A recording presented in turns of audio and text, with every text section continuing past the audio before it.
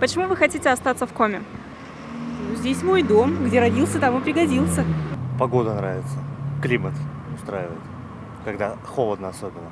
Да я здесь вырос, работал. Мне хочется здесь жить. Не знаю, тут семья, все. Молодой человек. Потому что тут родился. Я здесь живу. Потому что здесь классно.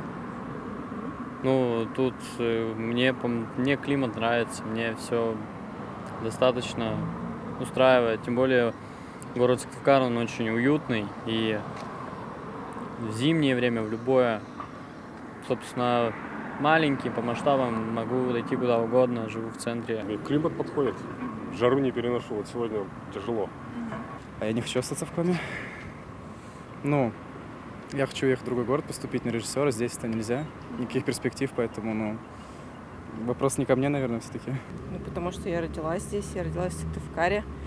Я люблю север. Ну, мне комфортно даже климатически, потому что я вообще горячий по природе человек, а здесь прохладно. Мы не хотим. По какой причине?